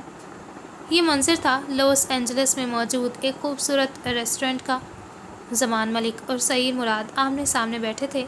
حدید دائیں طرف دونوں کے درمیان میں بیٹھا تھا۔ آگے پیچھے بہت سے لوگ گنز اٹھائے چوکنا ہوئے کھڑے تھے۔ فیصلہ کن ملاقات تھی، نتیجہ کچھ بھی ہو سکتا تھا، یا تو دوستی یا پھر سب کی موت۔ بات شروع کرنے سے پہلے زمان نے حدید کی جانب سوالیہ نظروں سے دیکھا تو سعید کھنکھار کر بولا، یہ میرا خاص آدمی ہے، اس کی موجودگی لازم ہے۔ کہیں یہ تمہارا ایڈوائزر تو نہیں؟ زمان کے سوال پر سعید نے کندھے اچکائے۔ None of your business. زمان اس کے جواب پر ہنس دیا۔ All right. نوشابہ نے تمہارا پیغام دیا تھا مجھے جاننا ہے کہ مقصد کیا ہے اس سب کا۔ مقصد تو ہے، مگر اس کے پیچھے نقصان ہم دونوں کا نہیں ہوگا، بلکہ صرف ایک شخص کا ہوگا۔ کس کا؟ آف کورس وہ جو ہم دونوں کا دشمن ہے، ایش سامہ۔ میں کیسے مان لوں کہ تم بس اسی کو نقصان پہنچاؤ گے، مجھے نہیں؟ دیکھو سعید سامہ، ڈیڈ نے اور تم نے سالوں کی دشمنی سے کیا حاصل کیا؟ کچھ بھی نہیں۔ اس وقت ایش ہی ہے جو ہم سب کو نقصان پہنچانے کے در پر ہے۔ میں بس اتنا چاہتا ہوں کہ ہم دونوں ہاتھ ملا لیں، مل کر اس کا مقابلہ کریں۔ اگر ایسا ہوا تو یقیناً جیت ہماری ہوگی۔ اور اسٹون آف یامینو کائی کا کیا؟ مجھے جہاں تک علم ہے اسٹون ڈیوڈ کے پاس ہے، اور ڈیوڈ کہاں ہے یہ کسی کو نہیں معلوم۔ جب سے کلارا کی موت کی افواہ پھیلی تھی وہ تب سے غائب ہے۔ کلارا کی موت کی افواہ ایش نے پھیلائی تھی کیونکہ وہ اس کی شادی اشر سے کر چکا تھا۔ اس سے صاف ظاہر ہے کہ ڈیوڈ ایش کے قبضے میں ہے۔ ایک منٹ، سعید چونکا۔ کیا تم یہ کہہ رہے ہو کہ ایش اور اشر الگ الگ لوگ ہیں؟ آف کورس، اشر جہان سامہ کا بیٹا ہے، جبکہ ایش ایک الگ شخصیت ہے۔ اوہ! سعید یقیناً حیرت میں مبتلا تھا۔ کیوں نہ ماضی کی ہر خلش کو دور کر کے دوستی کا ہاتھ بڑھا لیا جائے؟ زمان نے مسکرا کر کہا۔ سعید نے گہری سانس لی اور حدید کی جانب دیکھا جو مطمئن نظر آ رہا تھا، پھر ہاتھ آگے بڑھایا۔ زمان کی مسکراہٹ گہری ہوئی اور اس نے سعید کا ہاتھ تھام لیا۔ ہمیں ایک کانٹریکٹ سائن کرنا ہوگا جس کے مطابق مستقبل میں نہ تو تم مجھے نقصان پہنچاؤ گے اور نہ ہی میں تمہیں۔ زمان نے کچھ کاغذات اس کے سامنے رکھے۔ سعید اس کی ذہانت سے مروب ہوا اور سمجھتے ہوئے سر کو خم دیا۔ تھوڑی دیر بعد دونوں ہی سائن کر چکے تھے۔ دوستی ہو چکی تھی۔ دونوں کے لبوں پر فاتحانہ مسکراہٹ بکھری ہوئی تھی، مگر وہاں بیٹھا ایک شخص ایسا تھا جو جانتا تھا دونوں کے ہی دل میں چور ہے۔ عجیب بات ہے، اشر جو کمرے میں ابھی ابھی داخل ہوا تھا لائلہ کو گرتا دیکھ کر حیران ہوا۔ پر لائلہ کو ہیلز پہن کر اعتماد سے چلنا سکھا رہی تھی۔ جیسے ہی اشر کمرے میں داخل ہوا وہ لڑکھڑا کر بری طرح گری۔ میرے خیال سے تم دنیا کی وہ واحد لڑکی ہو جسے ہیلز پہن کر چلنا نہیں آتا، اشر نے طنز بھرے لہجے میں اسے پھر ڈپٹا۔ اور تم دنیا کے وہ واحد مرد ہو جس کی زبان سے نکلا ایک ایک لفظ مجھے زہر لگتا ہے۔ وہ جو پہلے سے ہی گری پڑی تھی ایک دم غصے سے پھٹ پڑی۔ پرواہ کسے ہے؟ اشر نے گویا ناک سے مکھی اڑائی۔ آہستہ آہستہ اگر سب سیکھ رہی ہوں تو ایک دن یہ بھی سیکھ جاؤں گی، اس نے کھڑے ہو کر پر اعتماد لہجے میں کہا۔ ویل دیکھیں گے۔ پرل نے اشر کو دیکھ کر افسوس سے سر ہلایا اور پھر اس کو پریکٹس کروانے لگی۔ رات کے وقت وہ خاموشی سے بیڈ پر چت لیٹی چھت کو گھور رہی تھی۔ اب اس کا دماغ خالی خالی سا رہنے لگا تھا۔ وہ اپنے دکھ اور درد کو انتقام کے جذبے کی شکل دے رہی تھی۔ اسے سب سے مسئلہ تھا، مراد ہاؤس کے ایک ایک شخص سے، مگر ہادی۔ اس کی سوچ کا سلسلہ ایک بار پھر یہاں آ کر ٹوٹ گیا۔ وہ دھیرے سے اٹھ بیٹھی اور کھڑکی کے پاس آ کر کھڑی ہو گئی۔ اسے وہاں سے عمارت کے سامنے والے حصے کا ایک کمرہ صاف دکھائی دے رہا تھا، مگر وہ اسے نظر انداز کے نیچے لون کی طرف دیکھنے لگی۔ اس کا شدت سے جی چاہا کہ وہ وہاں جا کر ننگے پیر ٹھنڈی گھاس پر ٹہلنا شروع کر دے۔ وہ چند لمحے سوچتی رہی، پھر اچانک ہی اس کی نظر لون میں ایک طرف پڑی کسی چیز پر پڑی۔ اس نے غور کر کے دیکھنا چاہا تو اسے معلوم ہوا کہ وہ پھولوں کا بکے تھا، سرخ گلابوں کا۔ اس کے بعد سوچنے کی گنجائش ہی نہ رہی اور وہ باہر کی جانب لپکی۔ دھیان سے زینے اتر کر وہ ڈرائنگ روم سے ہوتی ہوئی باہر لان کی جانب آ پہنچی۔ دھیرے دھیرے ڈر کر قدم اٹھاتی وہ اس بوکے تک پہنچی۔ اس کے قریب پہنچنے سے پہلے ہی گلابوں کی خوشبو اس کے نتنوں سے ٹکرانے لگی۔ وہ اس کے پاس پہنچی اور ادھر ادھر دیکھا، وہاں کوئی بھی نہیں تھا۔ پھر اس نے جھک کر وہ بوکے اٹھا لیا، اسے اپنی ناک کے قریب لے جا کر اس کی خوشبو کو اپنے وجود کے اندر اتارا۔ روح پرسکون سی ہو گئی، سارے کا سارا ماحول مہکنے لگا۔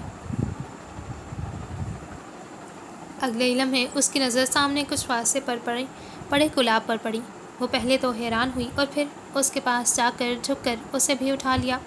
نظر اٹھا کر ایک بار پھر سامنے کچھ فاصلے پر پڑے گلاب کو دیکھا۔ وہ وہاں بھی جا پہنچی اور وہ گلاب اٹھا لیا۔ اسی طرح دھیرے دھیرے گلاب جمع کرتی وہ دروازے تک جا پہنچی۔ آج اتفاق سے وہاں کوئی گارڈ موجود نہیں تھا، ہر طرف محض سناٹا چھایا تھا۔ وہ بنا کچھ سوچے سمجھے باہر نکل گئی۔ آگے بھی یہی کچھ تھا، تھوڑے تھوڑے فاصلے پر زمین پر رکھے سرخ گلاب۔ تجسس کے سبب وہ ایک ایک کر کے سب گلاب اٹھاتی گئی۔ تھوڑی دیر میں وہ عیش گوتن میں کافی دور جا پہنچی۔ جب اس نے آخری گلاب اٹھایا تو حیرت سے اس جگہ کو دیکھا۔ وہ کافی سنسان سڑک تھی، بالکل تاریک اور خاموش۔ دور سے آتی کتوں کی آواز سن کر اس کا دل ڈوب کر ابھرا۔ وجود میں خوف کی لہر دوڑ گئی، کہیں وہ غلط جگہ تو نہیں پہنچ گئی۔ خوف کے سبب تنفس بگڑنے لگا، ٹھنڈے ٹھنڈے پسینے آنے لگے۔ تبھی اسے عقب سے کسی کے بوٹس کی آواز سنائی دی۔ اس کا سانس لمحے بھر کر رک گیا۔ سارے کے سارے گلاب ہاتھوں سے پھسل کر زمین پر جا گرے۔ اس سے پہلے کہ وہ مڑ کر اس شخص کو دیکھتی وہ اس کے منہ پر رومال رکھ چکا تھا۔ اس کے بعد اسے نہیں علم کہ کیا ہوا۔ اس پر غنودگی طاری ہو گئی، سارے منظر دھندلا گئے، ساری حسیات جواب دے گئیں۔ لاس اینجلس میں موجود اس عالی شان ہوٹل میں اس وقت گرینڈ پارٹی جاری تھی۔ وہ پارٹی زمان ملک اور سعید مراد کی دوستی ہو جانے کی خوشی میں آرگنائز کی گئی تھی، مگر بظاہر وہ ایک بزنس ایونٹ تھا۔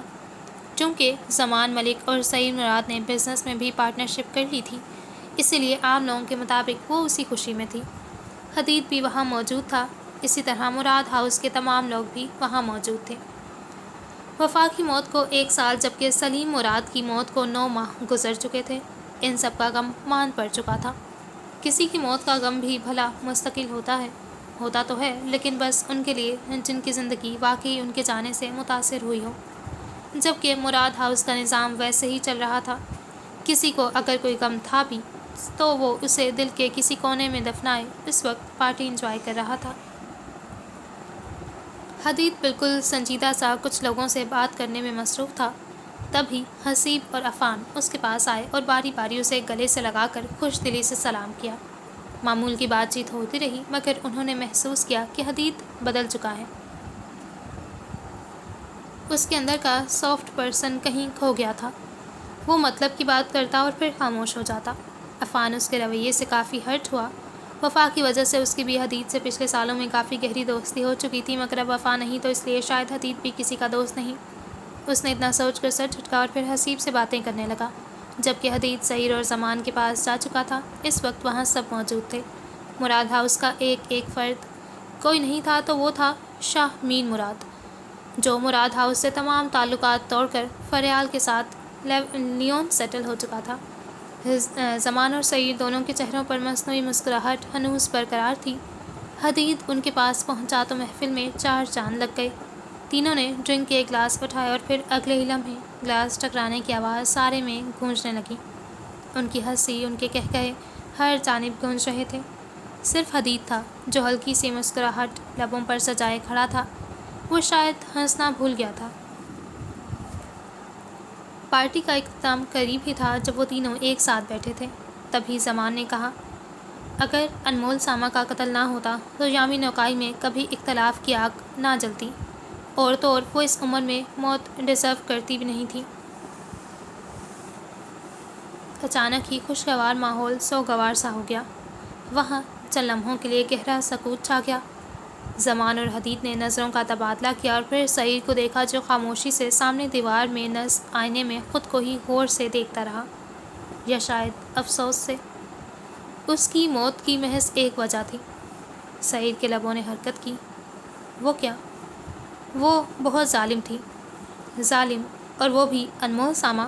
غلط، اس پر ظلم ہوا تھا۔ وہ ظالم نہیں، مظلوم تھی۔ محبوب اگر کسی اور سے محبت کرتا ہو تو اس سے بڑھ کر ظالم اور کوئی کیسے ہو سکتا ہے؟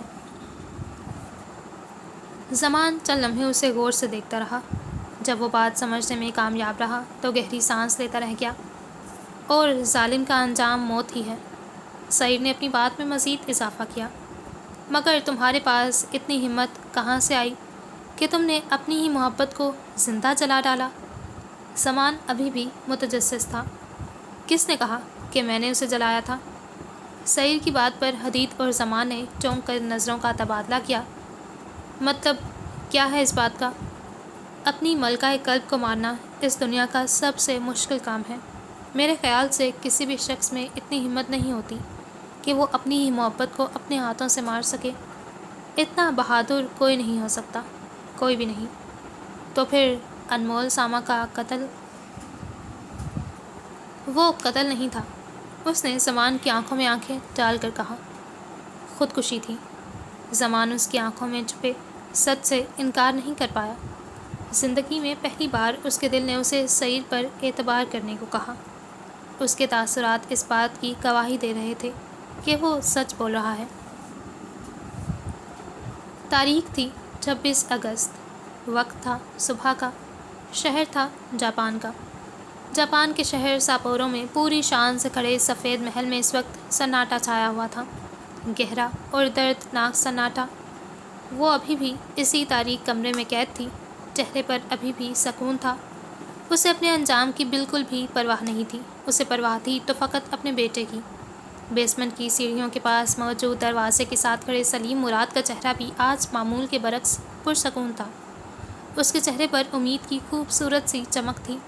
وہ جانتا تھا کہ آج سفید محل میں صرف سعید مراد قدم نہیں رکھے گا، بلکہ کوئی اور بھی تھا جو ملکہ کو بچانے کے لیے رستے میں تھا۔ تھوڑی ہی دیر میں اسے ایس کے سیڑھیوں سے اترتا ہوا دکھائی دیا۔ اس کے پیچھے مزید کچھ آدمی تھے۔ ایس کے کا چہرہ بھی اسی طرح پرسکون اور امید کی چمک لیے ہوئے تھا۔ وہ دور سے ہی سلیم مراد کو دیکھ کر مسکرا دیا، پھر اگلے ہی لمحے اس کی مسکراہٹ معدوم ہوئی اور وہ اس کے پاس آ پہنچا۔ دروازہ کھولو۔ سلیم مراد نے جلدی سے دروازہ کھولا، کان کچھ اور سننے کے لیے ترس رہے تھے۔ جیسے ہی دروازہ کھلا وہ سب اندر داخل ہوئے۔ ایس کے نے غیر محسوس انداز میں سلیم مراد کے کان میں سرگوشی کی۔ مسیحا رستے میں ہے۔ سلیم مراد کے لبوں پر مسکراہٹ بکھر گئی۔ وہ آج بھی اسی طرح ایک کونے میں دیوار سے ٹیک لگائے بیٹھی تھی۔ سعید سامہ آئے ہیں، ایس کے نے خبر دی۔ انمول نے دھیرے سے سر سیدھا کر کے اسے دیکھا۔ ایس کے ایک لمحے کے لیے اس کی حالت دیکھ کر سکتے میں آ گیا۔ ملکہ کیا سے کیا ہو چکی تھی۔ اس نے افسوس سے سر جھٹکا۔ انمول نے ایک نظر اسے دیکھا اور دھیرے سے اٹھنے کی کوشش کی۔ ان دو آدمیوں نے اسے سہارا دینا چاہا مگر اس نے ہاتھ اٹھا کر انہیں منع کر دیا۔ وہ اپنے ہی زور پر کھڑی ہوئی۔ زنجیروں کا وزن برداشت کرنا اب مشکل ہوتا جا رہا تھا۔ پچھلے دن جب انمول کو واپس اس تاریک کمرے میں بند کر دیا گیا تھا تب ایس کے اور سلیم مراد نے ملاقات کی۔ اس ملاقات میں ایس کے نے جہان سامہ کا ایڈوائزر ہونے کا اقرار کیا۔ تو تم جہان سامہ کو یہ بتا کیوں نہیں دیتے کہ انمول سامہ کہاں ہے؟ میں بتا چکا ہوں اور وہ کل یہیں ہوں گے۔ سلیم مراد کے چہرے پر خوشی کی لہر دوڑ گئی۔ وہ فوراً کیوں نہیں آیا؟ اگر اس کے آنے سے پہلے سعید سامہ نے کچھ… وہ سنگاپور گئے ہیں۔ یہ بھی انمول سامہ کا حکم تھا۔ انہوں نے کہا تھا کہ اسٹون کو چھپانے کے بعد ہی ان کی تلاش شروع کی جائے۔ مگر اسٹون تو سعید سامہ کے پاس ہے۔ اس کے پاس وہی جعلی اسٹون ہے جو اس نے خود ریئل اسٹون کی جگہ رکھا تھا۔ جہان سامہ اور انمول سامہ نے اس کی بازی اسی پر الٹ دی ہے۔ مگر اسٹون کو سنگاپور رکھنے کا کیا فائدہ؟ اسٹون اصل میں ایک چابی ہے۔ حقیقت میں کنگ آف شامی نوکائی وہی بن سکتا ہے جو رنگ آف شامی نوکائی حاصل کرے گا، اور رنگ آف شامی نوکائی ایک باکس میں محفوظ ہے۔ وہ باکس لاکڈ ہے۔ اسے کھولنے کے لیے اسٹون کا استعمال کیا جاتا ہے۔ وہ باکس ریئل اسٹون کے بغیر کسی صورت نہیں کھل سکتا۔ وہ باکس سنگاپور میں موجود ہے۔ اس بات کا علم صرف ارباز سامہ اور انمول سامہ کو تھا۔ ارباز سامہ کے قتل کے بعد اس کا پتہ انمول سامہ نے جہان سامہ کو دیا تاکہ وہ سعید سامہ سے محفوظ رہے۔ جہان سامہ وہاں جا کر محض رنگ اٹھا لیں گے تاکہ اگر کبھی سعید سامہ اسٹون حاصل کرنے میں کامیابی ہو جائے تو رنگ تک کبھی نہ پہنچ سکے۔ ایس کے، سلیم مراد نے اسے پکارا۔ انداز میں کچھ الگ تھا۔ ایس کے نے اسے مشکوک نظروں سے دیکھا۔ کیا ہوا؟ اگر آج سعید سامہ اور جہان سامہ کی لڑائی ہوئی تو ہو سکتا ہے میں بھی زندہ نہ رہوں۔ میں چونکہ ان کا بھائی ہوں تو میں سب کی نظروں میں رہوں گا۔ تم میرا ایک کام کرو گے؟ کیا؟ جس آدمی کو میں نے پکڑا تھا وہ اصل میں وہی تھا جس کے پاس ایش بابا تھے۔ تم نے غلط کیا تھا۔ تم ایش بابا کو بچا سکتے تھے۔ ایس کے نے افسوس سے نفی میں سر ہلایا۔ میں ایش بابا کو بچانے میں کامیاب رہا۔ ایس کے نے ایک جھٹکے سے سر اٹھا کر اسے دیکھا۔ آنکھوں میں خوشگوار سی حیرت پھیل گئی۔ سعید سامہ مجھ پر اندھا اعتبار کرتا ہے۔ اس نے مجھے دونوں کو مار دینے کا حکم دیا تھا مگر میں نے ایسا نہیں کیا۔ میں نے نشانی کے طور پر ملک کے ایک آدمی کا قتل کر دیا جبکہ ایش بابا آج بھی زندہ ہیں۔ تمہاری وفاداری سراہے جانے کے قابل ہے تمہاری وفاداری سراہے جانے کے قابل ہے Saleem Murad. Proud of you. ایس کے نے اس کے کندھے تھام کر اسے گلے سے لگایا۔ بادشاہ اور ملکہ کا بیٹا زندہ تھا۔ اس سے بڑھ کر خوشی کی بات کیا ہو سکتی تھی؟ تو پھر اب وہ تمہاری ذمہ داری۔ میں سعید سامہ کے بہت قریب ہوں اور ایش بابا کی حفاظت نہیں کر سکتا۔ یہ تمہیں کرنا ہوگا۔ ان کا غلام ان کے لیے ہر وقت حاضر ہے۔ منظر دھندلا گیا۔ وہ دونوں راہداری میں موجود تھے۔ انمول سامہ کو لے جایا جا رہا تھا۔ دوسری طرف سعید لاؤنج میں بیٹھا اپنی ملکہ کے انتظار میں تھا۔ جیسے ہی وہ لاؤنج میں داخل ہوئی وہ حواس باختہ ہو کر ادب میں ایک بار پھر اٹھ کھڑا ہوا۔ انمول ایک بار پھر غرور سے مسکرا دی مگر اگلے ہی لمحے وہ اس کے پاس آیا اور ڈٹائی سے مسکرا کر بولا، پہلے تیار ہو جاؤ، پھر شکست اور فتح کا فیصلہ ہوگا۔ اس نے ساتھ کھڑی لڑکی کی جانب دیکھا اور اشارے سے انمول کو اندر لے جانے کو کہا۔ آدمیوں نے جلدی سے آگے بڑھ کر اس کو زنجیروں سے آزاد کیا۔ وہ خاموشی سے سب دیکھتی رہی اور پھر اس لڑکی کے ہمراہ کمرے میں چلی گئی۔ ایس کے اور سلیم مراد کی نظر بار بار گھڑی کی جانب اٹھتی۔ وقت تھا کہ گزرنے کا نام ہی نہیں لے رہا تھا۔ تھوڑی دیر بعد انمول انہیں کمرے سے باہر آتی دکھائی دی۔ سفید و سنہری رنگ کا فراک، ہلکا سا میک اپ اور کھلے سنہری بال۔ وہ تھوڑی ہی دیر میں پہلے والی انمول بن چکی تھی۔ اپنے حسن کے قہر سے سب کو ہرا دینے والی انمول، اپنے حسن کے سحر میں سب کو مسحور کر دینے والی انمول۔ سعید چند لمحے ٹکٹکی باندھے اس ابصرہ کا مسحور کن سراپا دیکھتا رہا۔ جب وہ اس کے بالکل سامنے آ کھڑی ہوئی تو وہ کھنکھارا، تمہارے سامنے دو رستے ہیں۔ وہاں موجود ہر شخص اسے غور سے سننے لگا۔ یا تو ابھی مجھ سے نکاح کر لو۔ تبھی اس محل میں ڈھیروں گاڑیوں کی آمد ہوئی۔ باہر موجود گارڈز اور اس کے لوگ اندر کی جانب لپکے۔ یا پھر میرے ہاتھوں مرنے کے لیے تیار ہو جاؤ۔ سعید سامہ، سعید سامہ! اندر کو لپکتے گارڈز چلاتے ہوئے اسے پکار رہے تھے۔ وہ ایک دم انمول سے بے خبر ہو کر مڑا اور بھاگتے ہوئے لوگوں کو دیکھا۔ جہان سامہ اور ابراہم سامہ اپنے لوگوں کے ساتھ یہاں پہنچ چکے ہیں۔ جہاں سعید کے پیروں تلے سے زمین نکلی تھی، وہیں سلیم، مراد اور ایس کے لبوں کو فاتحانہ مسکراہٹ چھو گئی۔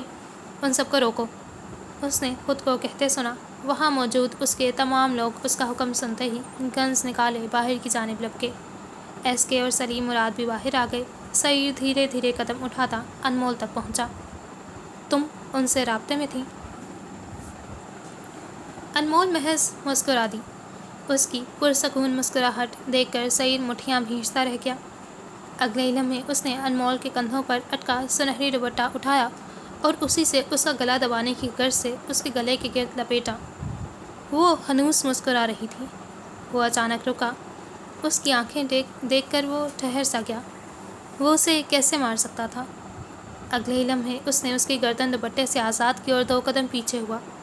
اس کا سنہری دوپٹہ اس کے ہاتھوں میں ہی رہ گیا۔ تمہیں حاصل کرنا میری ضد ہے تو ضد صحیح۔ ان سب کو مارنا پڑا تو مار ڈالوں گا، مگر تمہیں حاصل کر کے رہوں گا، ہر قیمت پر۔ چبا چبا کر کہتا وہ غصے سے باہر کی جانب پلٹ گیا، لیکن دروازہ پار کرنے سے پہلے ہی اس کے قدم تھم گئے۔ اسے دروازہ لوک کرنے کی آواز سنائی دی۔ وہ چونک کر مڑا۔ نظر سامنے ہی کمرے پر پڑی جہاں انمول خود کو قید کر چکی تھی۔ وہ اس کی جانب بھاگا اور شیشے کے دروازے کے اس پار دیکھا جہاں وہ مدھم سی مسکراہٹ لیے کھڑی تھی۔ اس مسکراہٹ میں فتح چمک رہی تھی۔ اس کی مسکراہٹ۔ سعید کے ارد گرد خطرے کی گھنٹیاں بجنے لگیں۔ تبھی اس نے انمول کو لائٹر جلاتے دیکھا اور پھر اگلے ہی لمحے وہ اس لائٹر کو فرش پر گرا چکی تھی۔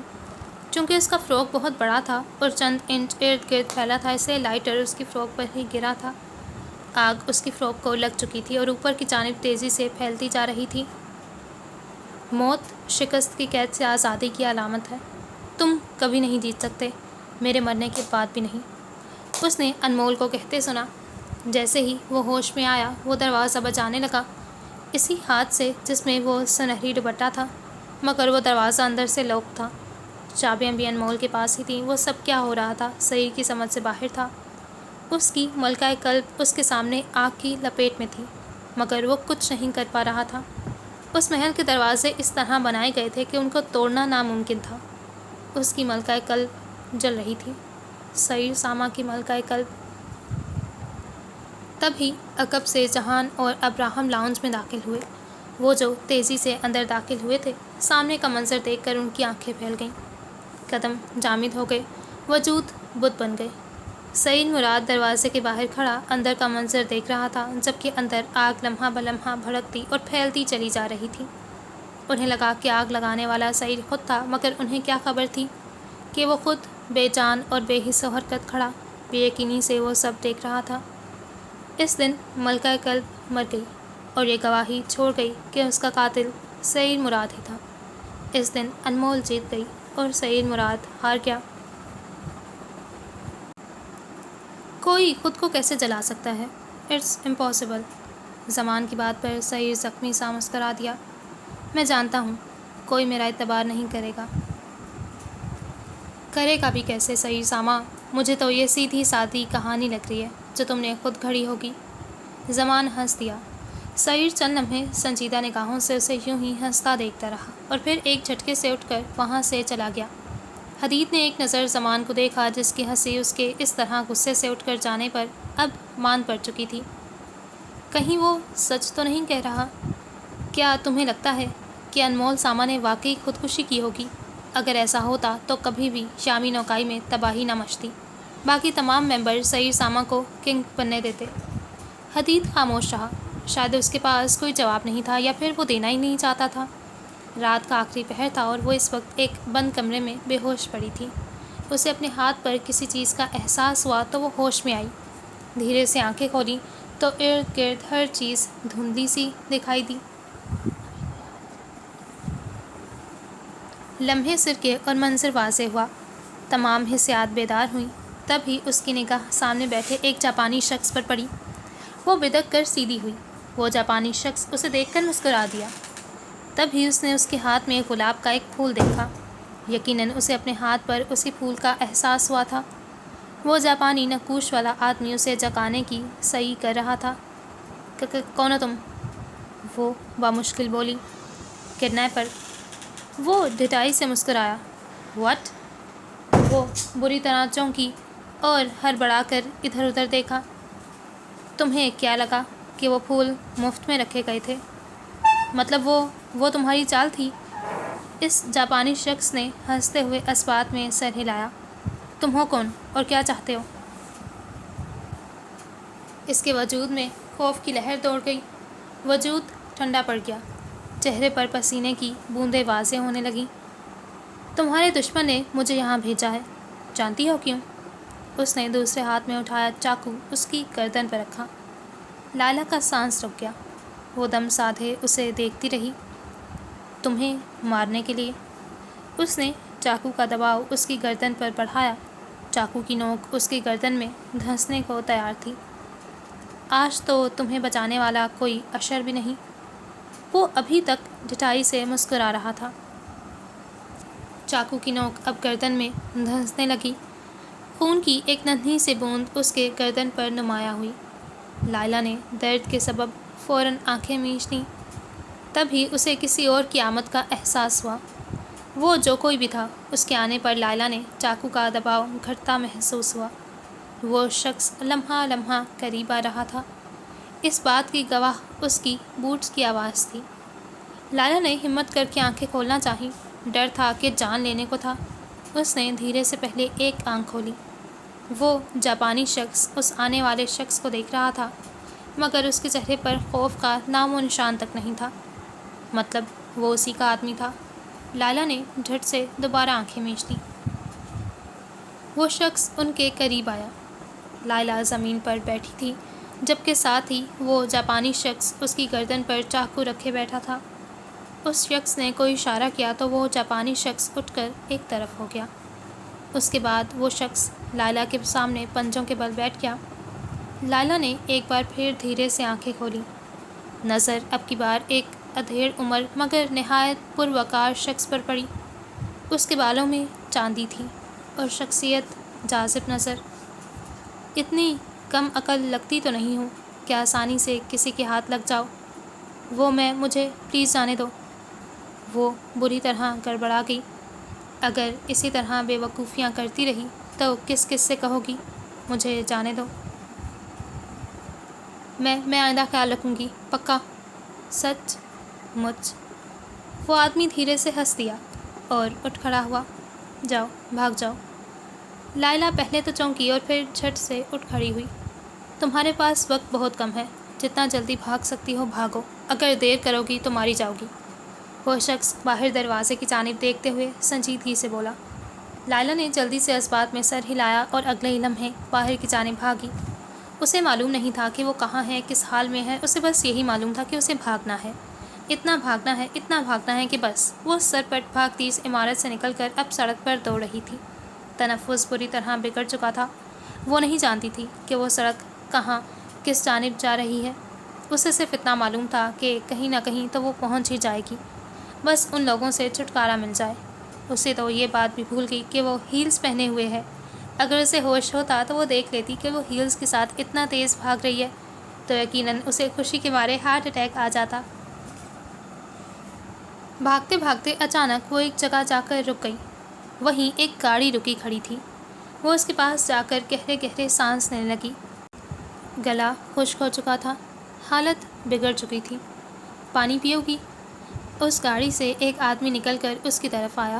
شناسا سی آواز پر اس نے مڑ کر دیکھا۔ سامنے والے کو دیکھ کر اس کی آنکھیں پھیل گئیں اور 14 طبق روشن ہو گئے۔ لاپرواہ سے حلیے میں پانی کی بوتل اٹھائے کھڑا وہ شخص اس کا بھائی ہی تھا، جو سوتیلے پن کا مظاہرہ نہایت مہارت سے کر رہا تھا۔ تم؟ مجھے دیکھ کر خوشی نہیں ہوئی؟ لائلہ بے یقینی سے اسے دیکھتی رہی۔ پھر اس نے سامنے کی طرف دیکھا، جہاں اسے وہی عمارت کھڑی دکھائی دی جہاں سے وہ نکلی تھی۔ صبح کی روشنی ہر جانب پھیلنے لگی۔ وہ یقیناً پیچھے کے دروازے سے بھاگی تھی اور لمبا سا گول چکر کاٹ کر اب اس عمارت کے سامنے آ کھڑی تھی۔ اس کے دماغ کا میٹر تب شارٹ ہوا جب اسے سامنے سے وہ دو شخص آتے دکھائی دیے، ایک جاپانی نقوش والا جبکہ دوسرا وہ ادھیڑ عمر شخص۔ اس کا دماغ سائیں سائیں کرنے لگا۔ آخر ہو کیا رہا تھا؟ جانتی ہو، آج تو تم نے کمال کر دیا۔ اشر نے دھیرے سے آگے بڑھ کر اسے اس کا کارنامہ بتانا چاہا۔ تم نے پورے 40 منٹ میں ایک چکر لگایا۔ یہ چکر گارڈن کے ایک چکر کے بالکل برابر ہے۔ اس قدر امپروومنٹ، میں واقعی حیران ہوں۔ آج زندگی میں پہلی بار لائلہ پر اپنی تعریف کا کوئی اثر نہ ہوا۔ اس نے ضبط کرتے ہوئے لب بھینچ کر پہلے تو اشر کو دیکھا اور پھر ان دو لوگوں کو جو اب ان کے پاس پہنچ چکے تھے۔ کیا ہو رہا ہے؟ اس نے ایک لفظ چبا چبا کر ادا کیا۔ تمہاری بے وقوفی کا ماتم، اشر نے لاپرواہی سے کہا۔ میں بتاتا ہوں تمہیں لائلہ ساما۔ جاپانی شخص نے مسکرا کر اسے اپنی جانب متوجہ کیا۔ اسے دیکھ کر بے اختیار لائلہ کا ہاتھ اس کی گردن کو جا پہنچا۔ ہم آپ کے دشمن کے نہیں بلکہ اشر ساما کے بھیجے گئے لوگ ہیں۔ اس شخص کا جواب سن کر اس نے ایک قہر آلود نگاہ اشر پر ڈالی۔ ایسے گھورنے کی ضرورت نہیں ہے، یہ سب بھی ٹریننگ کا حصہ تھا تاکہ تم دوبارہ کبھی بھی کسی چیز کے تجسس میں اپنے حواس نہ کھو بیٹھو۔ لائلہ کے اندر ابلتے غصے کی انتہا ہو گئی۔ اشر ساما تم، اسے انگلی دکھا کر تنبیہ کرنے کی غرض سے اس نے کچھ سخت بولنا چاہا مگر پھر لب بھینچے ہاتھ دوبارہ پہلو میں گرایا۔ خدا تمہیں غارت نہ کرے۔ وہ جتنا غصے میں بول سکتی تھی بول گئی۔ مجھے بد دعا دے رہی ہو؟ تمہاری اتنی ہمت؟ اشر نہایت غصے میں بولا تو لائلہ کا غصہ جھاگ کی مانند بیٹھ گیا اور وہ سہم کر 2 قدم پیچھے ہوئی۔ میں نے کہا نہ کرے، خدا تمہیں غارت نہ کرے۔